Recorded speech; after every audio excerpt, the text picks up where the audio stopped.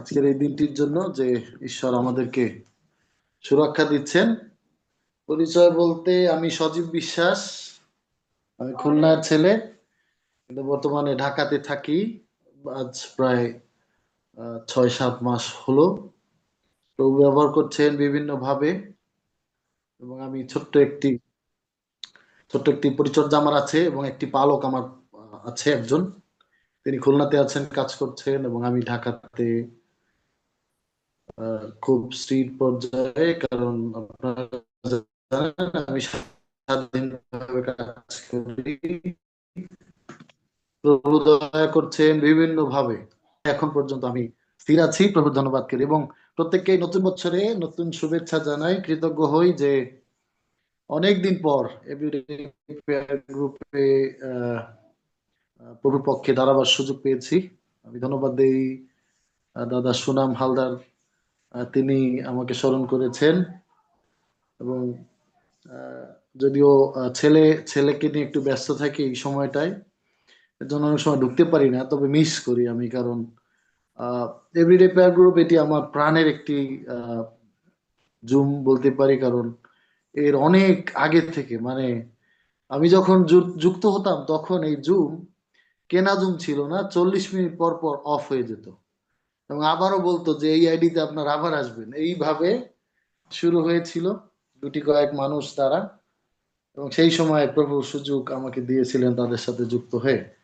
প্রভু ধন্যবাদ করে আজকে যে বিষয় নিয়ে কথা বলতে চাই,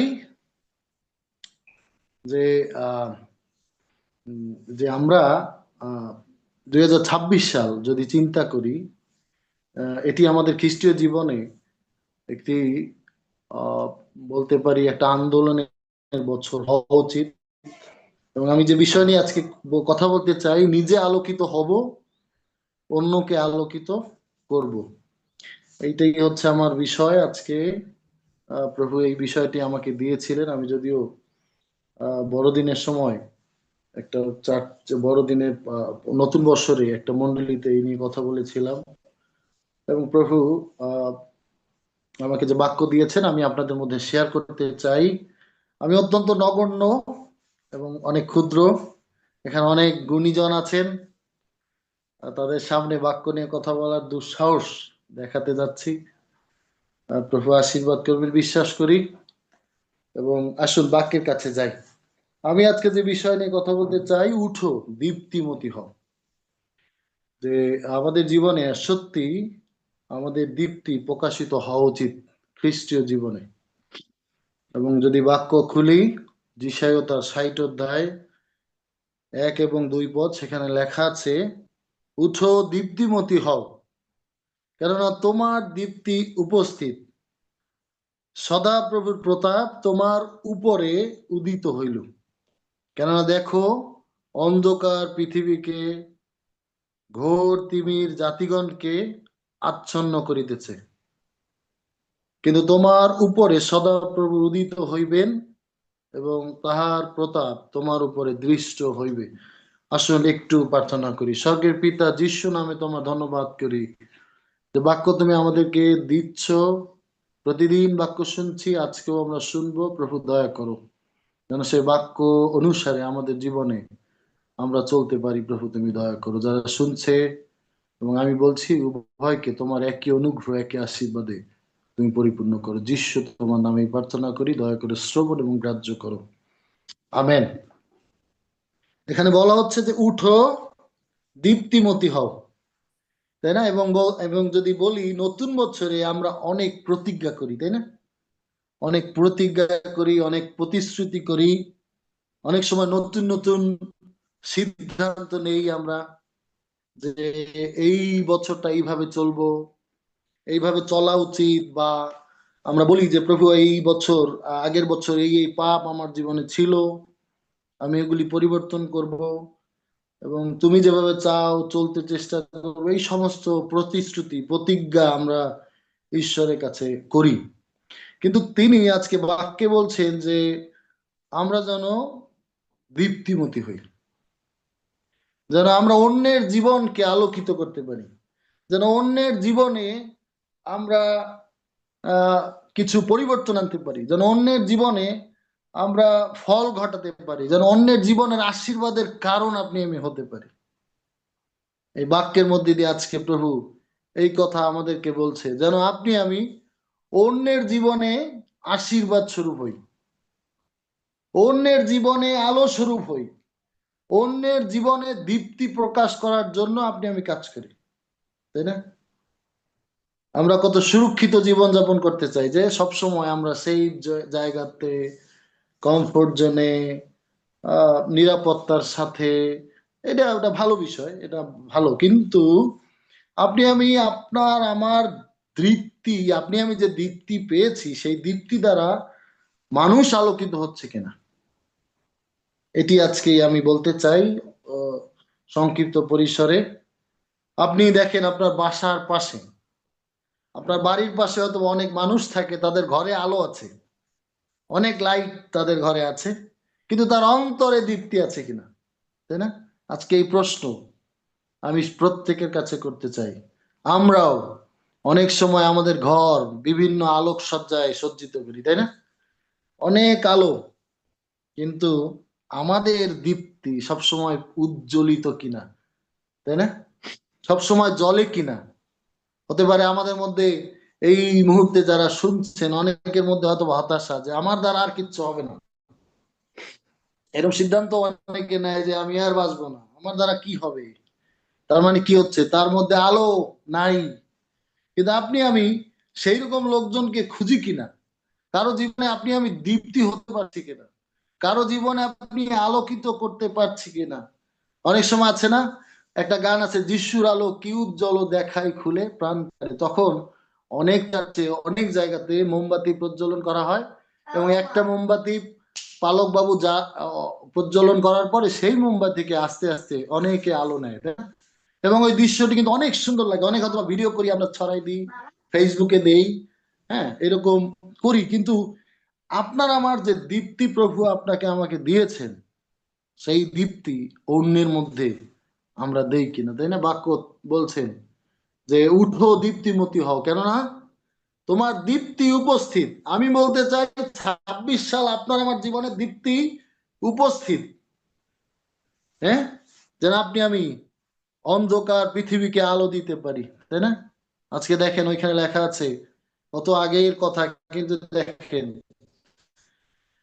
যে কেননা দেখো অন্ধকার পৃথিবীকে ঘোর তিমির জাতিগণকে আচ্ছন্ন করিতেছে। আজকে দেখেন সারা পৃথিবী একটা অস্থিতিশীলতা, সব জায়গাতে বিদ্রোহ, গ্যাঞ্জাম, অশান্তি, একে অন্যের পিছনে আহ আহ যুদ্ধ বিদ্রোহ করা, তাই না?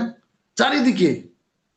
আজকে এর মধ্যে আপনি আমি দীপ্তি স্বরূপ হতে পারছি কিনা, আপনি আমি আলোকিত কিনা, আপনি আমি অন্যের জীবনে আশীর্বাদ স্বরূপ কিনা, তাই না?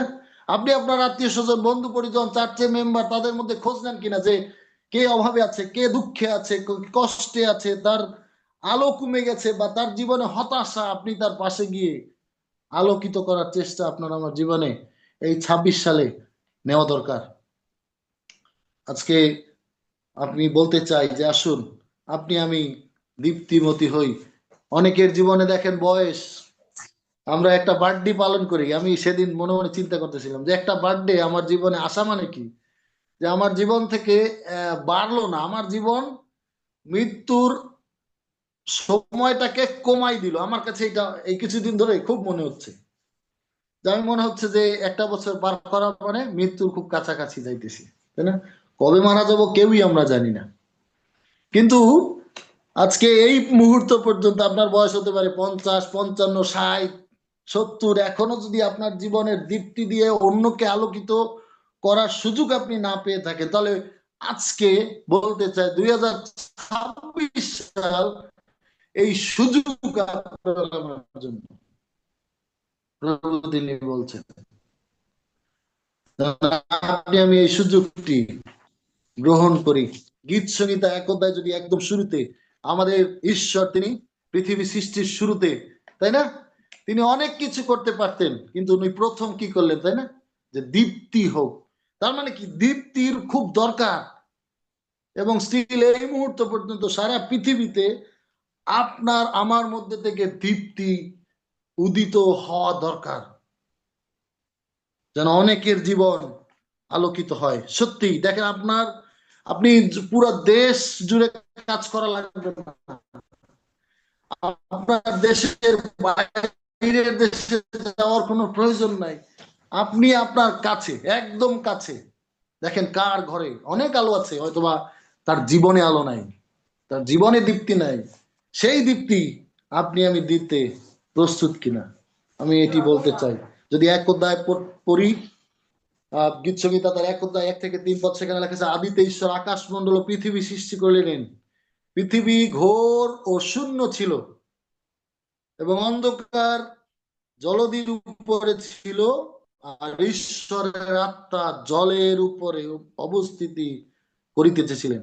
এবং 3 পদ যদি খেয়াল করি, পরে ঈশ্বর কহিলেন দীপ্তি হোক, তাহাতে দীপ্তি হইল। তার মানে কি, পৃথিবীর সৃষ্টির শুরুতে তিনি সবচেয়ে বেশি প্রয়োজন মনে করলেন আলোকে, দীপ্তিকে, এবং তাই তিনি আদেশ করার পরে দীপ্তি হলো এবং আলোকিত সব দিক। আমরা যদি মথি তার 5 অধ্যায় 14 থেকে 16 পদ যদি পড়ি, আসুন আমরা দেখি ওইখানে কি লেখা আছে, প্রভু কি বলতে চান। যদি 5 অধ্যায় 14 পদ থেকে পাঠ করছি, তোমরা জগতের দীপ্তি, পর্বতের উপরে স্থিত নগরী গুপ্ত থাকিতে পারে না, আর লোকে প্রদীপ জ্বালিয়া ঢাকনার নিচে রাখে না, কিন্তু দীপাধারের উপরেই রাখে, তাতে তাহা গৃহস্থিত সকল লোককে আলো দেয়। তদ্রূপ তোমাদের দীপ্তি মনুষ্যদের সাক্ষাতে উজ্জ্বল হোক, যেন তাহারা তোমাদের সৎক্রিয়া দেখিয়া তোমাদের স্বর্গস্থ পিতার গৌরব করে। আজকে এইখানে দেখেন কি অদ্ভুত, যে আমরা জগতের দীপ্তি, এবং আলো জ্বালালে কেউ কাঁথার নিচে, কম্বলের নিচে, কেউ টেবিলের নিচে রাখে না, কিন্তু উপরে রাখে, তাই না? আজকে আপনি আমি যদি দীপ্তি হই, তাহলে আপনি আমি উপরে থাকবো। এবং দেখেন একদম শেষ পদে, যে 16 পদে বলছেন তিনি, তদুপ তোমাদের দীপ্তি মনুষ্যদের সাক্ষাতে উজ্জ্বল হোক, যেন আমাদের সৎক্রিয়া দেখিয়া আমাদের স্বর্গস্থ পিতার যেন ধন্যবাদ বা গৌরব করতে পারে। আজকে আপনার আমার সৎক্রিয়া কি দেখা যায়? দেখা যায় যে এই যে বড়দিনের মাস পালন করলাম, তাই না, বড়দিন উদযাপন করলাম, ম্যাক্সিমাম মানুষ জানে না বড়দিনের তাৎপর্য কি। বড়দিন শুধুমাত্র একটা উৎসবে পরিণত হয়েছে, চারিদিক লাইটিং, খাওয়া দাওয়া। এবং ওই আমি খুলনাতে গেলাম বড়দিন করতে, এবং আমি আমার ওইখানে গল্লামারি একটা বাজার আছে, যেটি হাঁস কেনার জন্য খুব পপুলার, এবং সব ধরনের হাঁস পাওয়া যায়। এবং আমি গেলাম কিছু চুই জাল কিনতে, এবং আমার ছেলে গুড় খাবে, গুড় কিনতে। এবং আমি যে হাঁসের মার্কেটে ঢুকে দেখি খ্রিস্টিয়ান ছাড়া কেউ নাই, এত খ্রিস্টিয়ান, সবাই খ্রিস্টিয়ান, মানে সবাই হাঁস কেনার জন্য ব্যস্ত। এই কেউ রাজা হাঁস, পাতি হাঁস, উৎসব, শুধুমাত্র খাওয়া দাওয়া, উৎসব, আনন্দ, লাইটিং, বিভিন্ন ধরনের পোশাক। ইভেন আমাদের খুলনাতে নিক্সন মার্কেট বলতে একটা বড় মার্কেট আছে, সেখানেও আপনি যদি 15 থেকে 25 তারিখের মধ্যে যান, মনে হবে যে খ্রিস্টিয়ানদের মার্কেট, এইরকম একটা অবস্থা হয় খুলনাতে। আমি খুলনার কথা বলছি।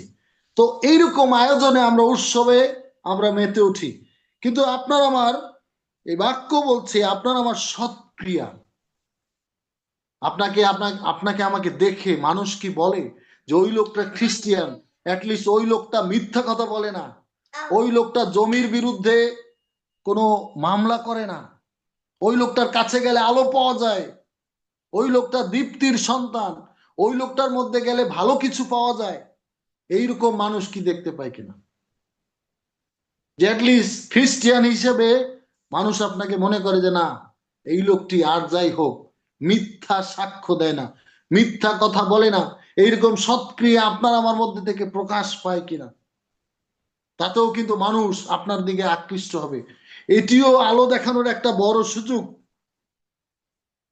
যে মানুষের সাক্ষাতে আপনার আমার দীপ্তি যদি উজ্জ্বল হয়, তার মানে হচ্ছে কি, আপনি আমি যদি ফ্রেশ হই, আপনি আমি যদি সঠিক পথে চলি, এবং যীশু খ্রিস্ট যেভাবে চান আপনাকে আমাকে দেখতে, সেইভাবে যদি আমরা চলতে চেষ্টা করি, হয়তো আমাদের আলো, আমাদের দীপ্তি, আমাদের মধ্যে থাকা গুণগুলি দেখে তারা ঈশ্বরের ধন্যবাদ করবে এবং তারা দীপ্তির কাছে আসার সুযোগ পাবে।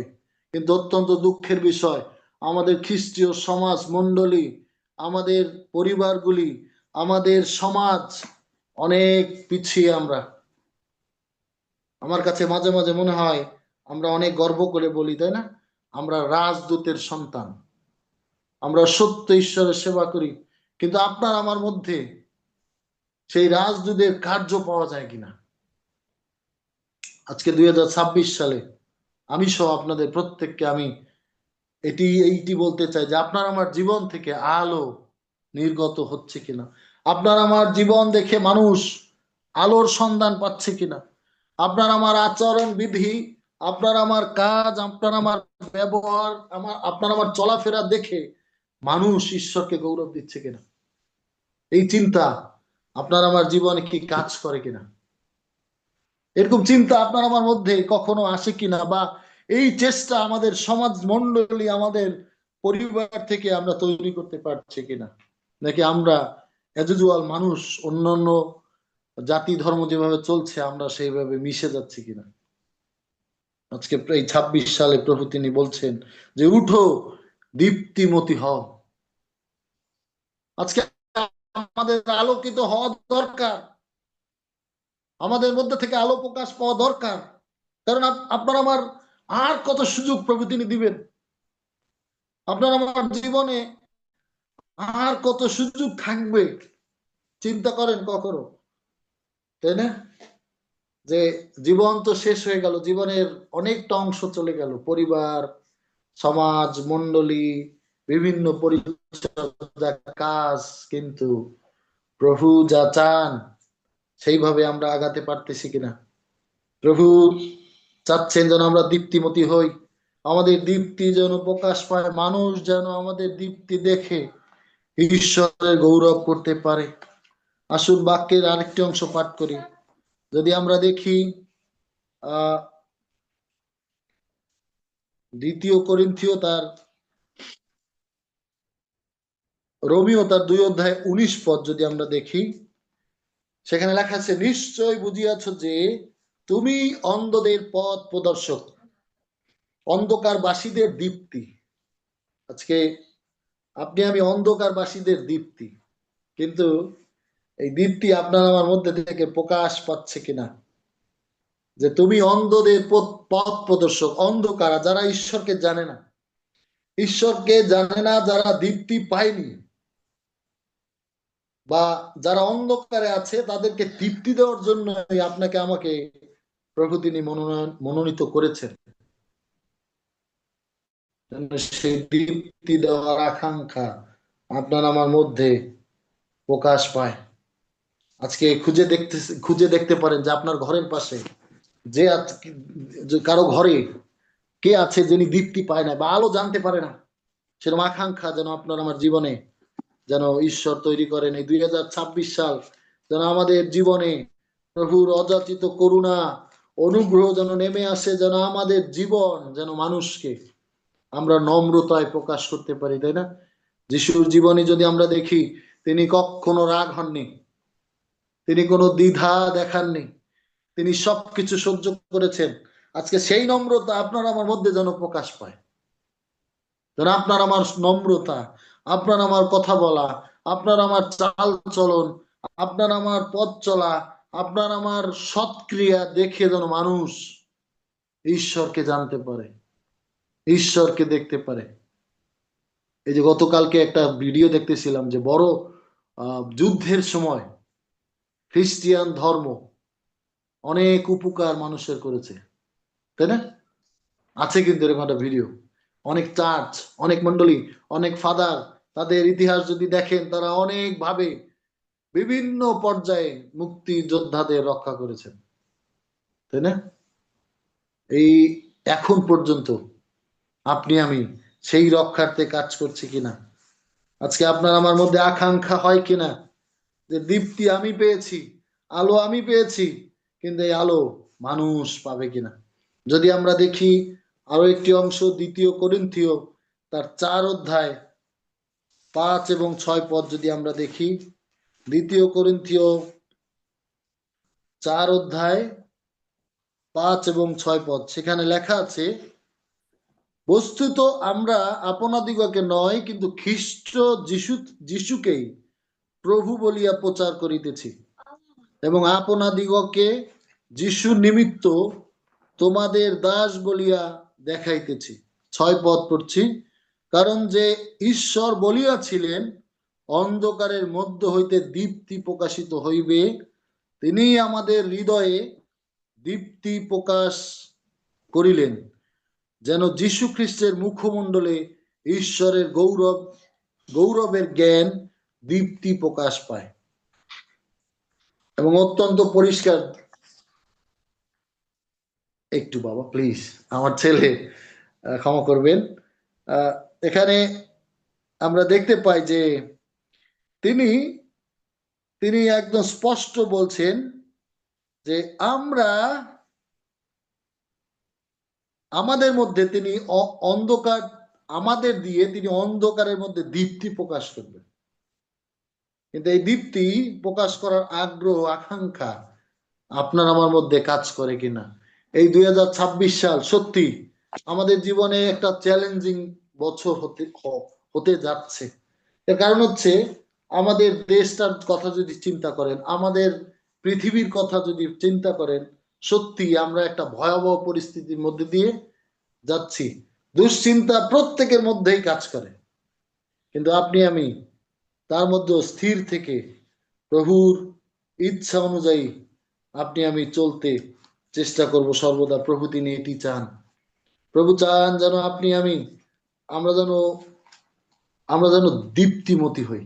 আজকে 2026 সাল, আমি আপনাদের প্রত্যেককে বলতে চাই যে উঠো, দীপ্তিমতী হও।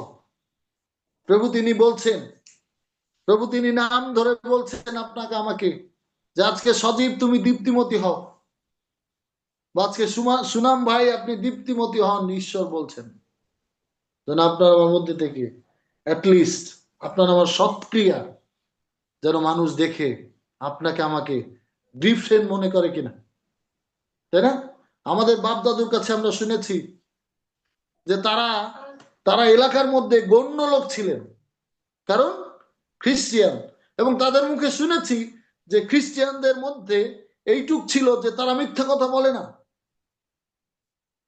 তারা প্রভুর পথে চলে, এবং তাদের মধ্যে সরল চিত্ত ছিল, নম্র চিত্ত, নম্র মনা।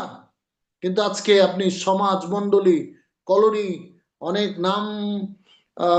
নাম করা পাড়া আছে আমাদের খ্রিস্টীয় সমাজে, অনেক খ্রিস্টিয়ান কলোনি বলা হয়। আপনি তার ভিতরে যদি ঘোরেন এবং এ মাথা থেকে ও মাথা যান, আপনার চিত্র দেখে মনে হবে না যে আপনি একটা খ্রিস্টিয়ান এরিয়াতে আছেন। আপনার আমার পরিবার ভিতরে যদি ঢোকে এবং আপনার আমার পরিবারের অশান্তি যদি শুনে, মনে হবে না যে আপনি একটা খ্রিস্টে আশ্রিত পরিবার, আমাদের আচরণ বিধি দেখে। কিন্তু প্রভু এটি চান না।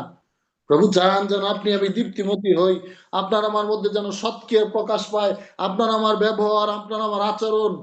আমরা অনেক সময় অনেকের জীবনে ক্ষতি হয়ে যায়, কিন্তু আমি একটা কথা প্রায় বলি, যে আপনি যদি মানুষকে উপকার করতে না পারেন কোনো সমস্যা নাই, কিন্তু ক্ষতি করবেন না, এটি কিন্তু অনেক অভিশাপের।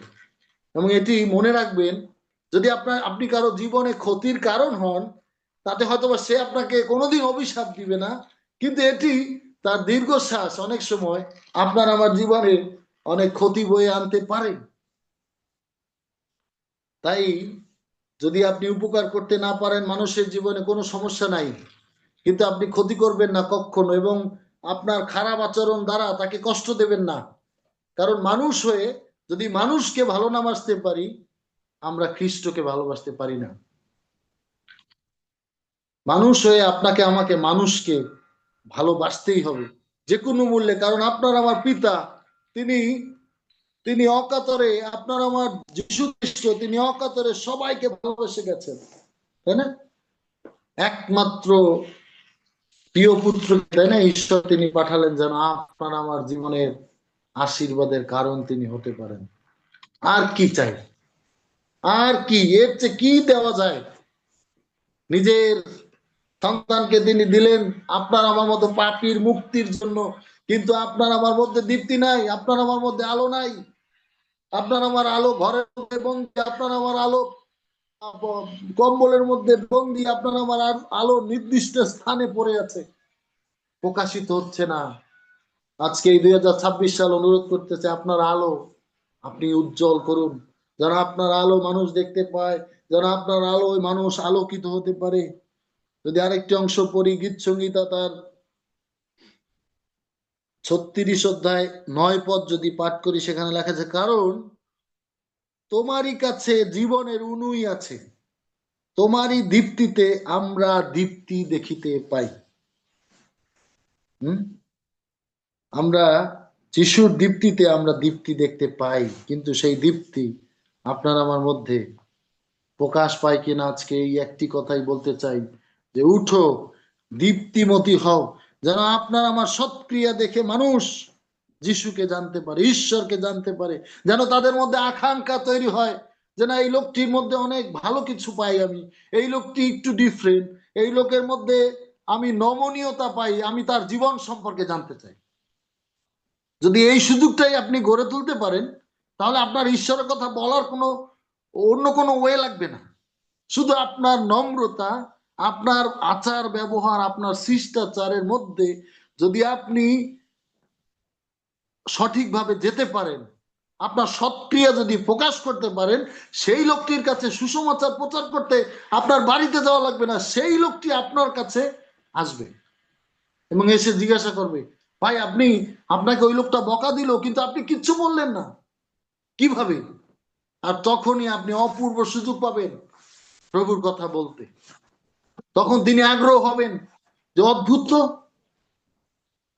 তখন এই যে বাক্য বলছে যে আপনার আমার সৎক্রিয়া যদি মানুষ দেখে, তখন ঈশ্বরের গৌরব তারা করবে, আর তখন তারা আলোর সন্ধান পাবে এবং এই আলোর খোঁজ করতে আপনার আমার কাছে আসবে, এবং সেটি হবে আপনার আমার জীবনে সবচেয়ে সুযোগ, যেন আমরা আলো বিলিয়ে দিতে পারি।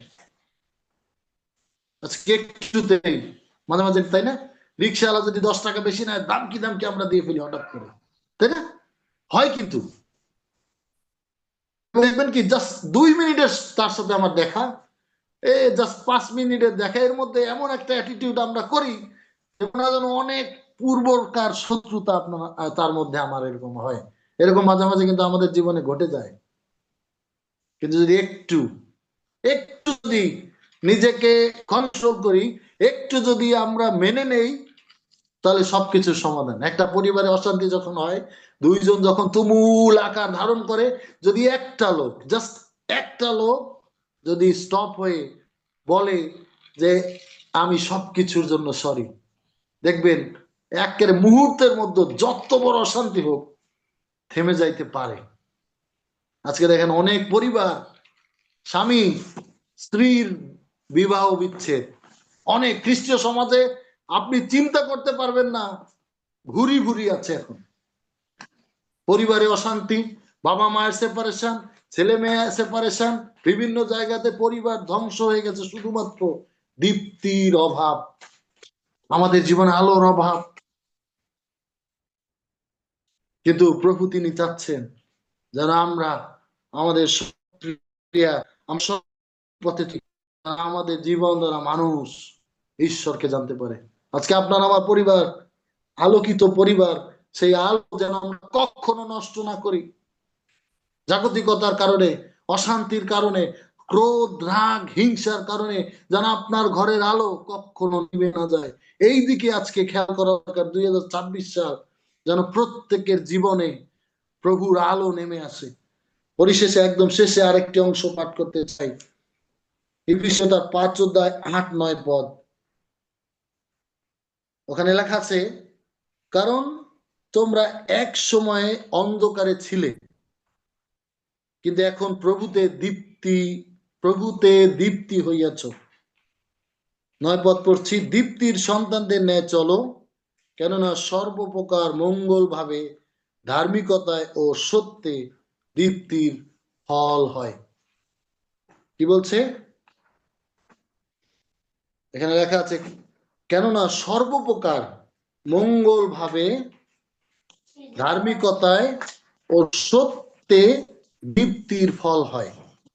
আজকে আপনার আমার জীবনে মঙ্গল ভাব, তারপরে ধার্মিকতা, এগুলি আছে কিনা।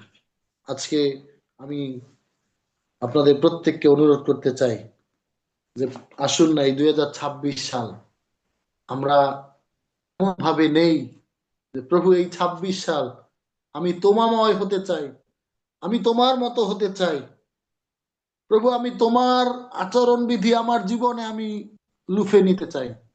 তুমি যা নম্রতা আমাদেরকে শিখিয়েছো, তুমি ক্রুশের উপর যা দেখিয়েছো, যেন সেইভাবে আপনি আমি নম্র হতে পারি।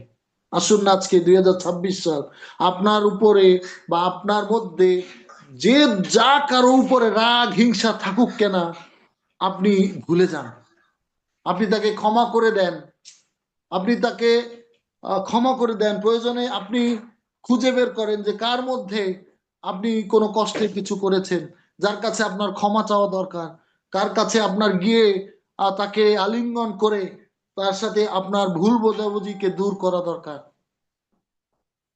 তাহলে আপনার আমার জীবনে আলো প্রকাশ পাবে, যেন আমরা আমরা যেন দীপ্তির সন্তান হয়ে উঠতে পারি। আমরা যেন দীপ্তি, আমাদের জীবনের যে দীপ্তি আপনি আমি ঈশ্বর থেকে পেয়েছি, সেই দীপ্তি যেন আমরা ধরে রাখতে পারি, যেন আমরা আমাদের আচরণ বিধি, আমাদের পথ চলা, আমাদের কথা বলা, আমাদের সমাজ, আমাদের মণ্ডলী, দেখবেন আপনি যদি আলোকিত হন, আপনার পাশে একজনকে আলো দেবেন, সে আর একজনকে আলো দেবে, সে সেই নগরীকে আলো দেবে, সেই নগর একদিন দেশকে আলো দেবে, একদিন হয়তো বা আমাদের বাংলাদেশ একদিন আলোকিত হবে। একটা গান গাই, তোমার আলোয় আলোকিত হোক প্রভু বাংলাদেশ। এটি শুধুমাত্র যেন গানে না হয়, শুধুমাত্র যেন গানেই না গাই, তাই না? শুধু গান যেন না হয়, কিন্তু আপনার আমার মধ্যে যেন দীপ্তি দেওয়ার আকাঙ্ক্ষা, যে প্রভু তোমার আলোয় আলোকিত হোক বাংলাদেশ, কিন্তু আমার আমার আমার দ্বারা সেই আলোকিত করার জন্য আপনার হয়তো বা আপনার খুলনা শহর ছেড়ে ঢাকায় যাবেন, ঢাকা থেকে চট্টগ্রাম, এরকম না হোক, আপনি আপনার গণ্ডি থেকে, আপনার আশপাশ থেকে, হয়তো 100 মিটারের মধ্যেও এমন লোক আছে যার সাথে আপনার অনেক ওঠা বসা, কিন্তু তাকে আপনি আলো দিতে পারেন নাই, দীপ্তি জানাতে পারেন নাই। আজকে 2026 সাল, প্রভু যেন আপনাকে এই সুযোগ করে দেন। ঈশ্বর তার বাক্যে আমাদের প্রত্যেককে আশীর্বাদ করুক। ধন্য প্রভু নাম। আজকে যে সুযোগ পেয়েছি, আমি প্রভুর ধন্যবাদ করি যে আমি একদম নগণ্য সন্তান, আমার কথা ধৈর্য ধরে শুনেছেন। আমি সত্যি কৃতজ্ঞ আপনাদের কাছে। আপনার অনেক গুণীজন, ভুল হলে ক্ষমা করবেন, কিন্তু প্রভু যা চান আসুন আমরা সেইভাবে চলতে চেষ্টা করি। আবারও ধন্যবাদ জানাই আমাদের এই এভরিডে প্রেয়ার গ্রুপের পরিচালনা পশ্চাতে যারা পিছন ভাগে থেকে ক্লান্ত পরিশ্রম করছেন। হয়তোবা জগৎ আপনাদের কিছু দিতে পারবে না, কিন্তু ঈশ্বর আপনাদের ভালোবাসেন, তার আশীর্বাদ জগতের সবকিছু থেকে উত্তম বলে আমি মনে করি। ধন্য প্রভু নাম।